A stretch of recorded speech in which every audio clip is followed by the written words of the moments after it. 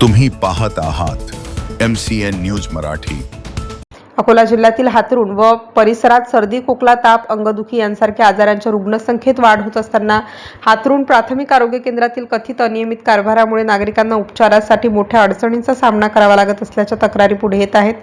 हातरुणसह सिंगोली, मालवाडा, लोणागरा, हातला, मंडाळा, खांबोरा, बोरगाव, वैराळे, धामणा आदी गावांमधून दररोज मोठ्या संख्येने रुग्ण उपचारासाठी आरोग्य केंद्रात येतात। मात्र आरोग्य केंद्राची वेळ सकाळी 8:30 वाजता असतानाही डॉक्टर व कर्मचारी वेळेवर उपस्थित राहत नसल्याच्या नागरिकांच्या तक्रारी आहेत। काही वेळा सकाळी 10 वाजेपर्यंतही कर्मचारी उपस्थित नसल्याने रुग्णांना तासनतास प्रतीक्षा करावी लागत असल्याचे सांगितले जात आहे। उपचारासाठी आलेले अनेक रुग्ण प्रतीक्षा करून परत जात असल्याची चर्चा असून त्यामुळे परिसरातील खासगी दवाखान्यांमध्ये गर्दी वाढत असल्याचे चित्र आहे। वेळेवर औषधोपचार न मिळाल्यास साथीचे आजार पसरण्याची शक्यताही नागरिकांकडून व्यक्त होत आहे।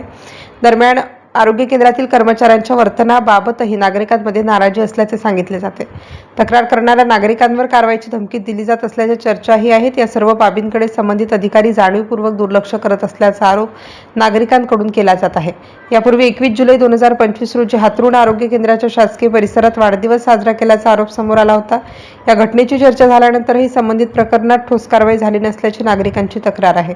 आरोग्य केंद्रातील डॉक्टर व कर्मचाऱ्यांची वेळेवर उपस्थिती सुनिश्चित करून रुग्णांना तातडीने व योग्य उपचार मिळावे तसेच तक्रारींची चौकशी करून दोषींवर कारवाई करावी अशी मागणी हातरुण व परिसरातील नागरिकांकडून होत आहे। MCN न्यूज मराठीकरिता काझी मेहंदी हसन, हातरुण।